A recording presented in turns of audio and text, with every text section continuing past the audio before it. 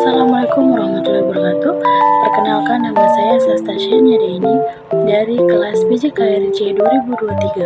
Dan di sini saya akan menjelaskan tentang prinsip perkembangan kurikulum pada guru. Ya, langsung saja kita kepada materinya, yaitu prinsip pengembangan kurikulum secara umum terbagi menjadi dua, yaitu prinsip umum dan prinsip khusus. Prinsip umum dalam pengembangan kurikulum meliputi sini saya menjelaskan prinsip efektivitas dalam pengembangan kurikulum berkaitan dengan cara guru menyampaikan materi pembelajaran dan implementasi kurikulum di kelas. Sementara itu, dalam pengembangan kurikulum, guru dapat melaksanakan beberapa kegiatan, yaitu merencanakan, melaksanakan, dan mengevaluasi kurikulum pendidikan jasmani, olahraga, dan kesehatan, berfokus pada pengembangan keterampilan dan konsep gerakan siswa.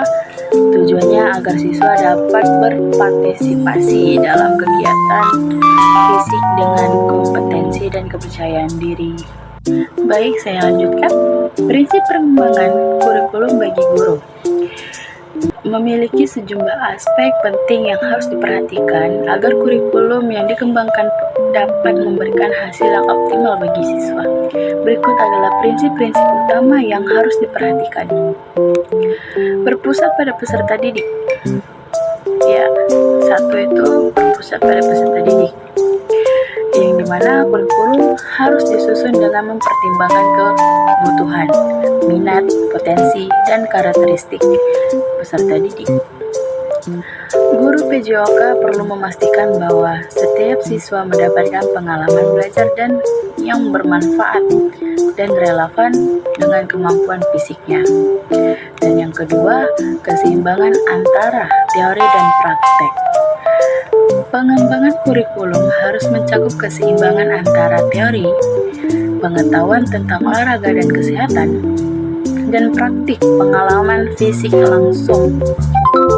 Ini penting untuk memberikan pemahaman yang komprehensif serta mendorong penerapan pengetahuan secara praktis.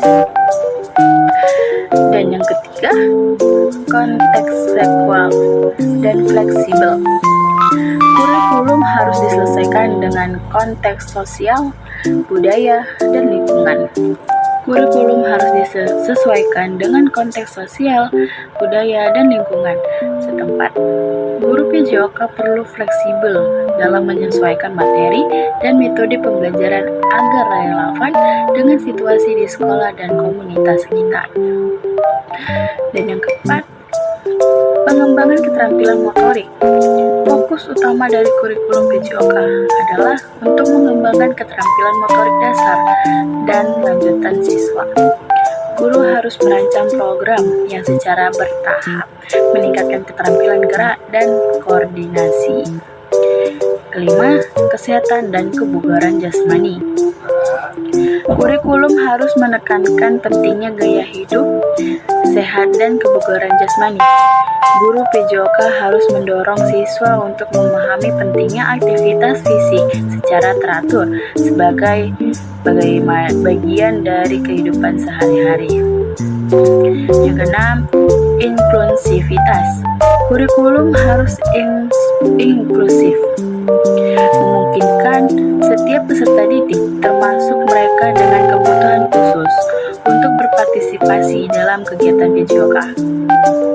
Guru perlu menyusun aktivitas yang dapat disesuaikan dengan kemampuan berbagai siswa.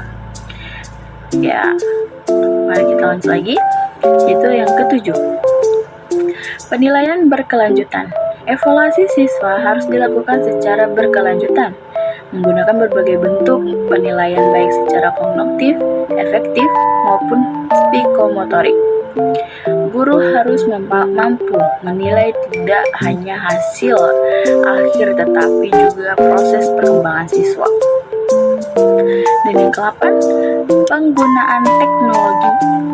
Di era digital, penggunaan teknologi dalam pengajaran PJOK semakin penting.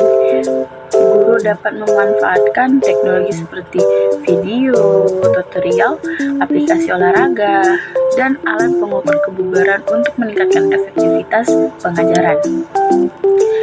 Dan 9, pengembangan nilai-nilai karakter penting untuk pengembangan nilai-nilai karakter. PJOK tidak hanya tentang keterampilan fisik, tetapi juga tentang pengembangan karakter seperti sportivitas, kerjasama, dan disiplin. Kurikulum harus mendorong pembentukan sikap positif yang dapat diterapkan siswa di luar kegiatan olahraga. Ya, penting. Dan yang terakhir yaitu berbasis kompetensi, yaitu kurikulum harus berbasis pada kompetensi yang ingin dicapai oleh siswa, baik kompetensi dasar maupun lanjutan.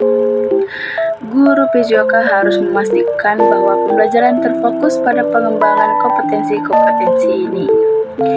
Dengan mengikuti prinsip-prinsip ini, guru PJOK dapat mengembangkan kurikulum yang tidak hanya efektif dalam meningkatkan kemampuan fisik siswa, tetapi juga memberikan kontribusi pada perkembangan holistik mereka. Oke, sekian dari saya. Jika ada kata-kata yang salah maupun bahasa yang kurang tepat, saya mohon maaf.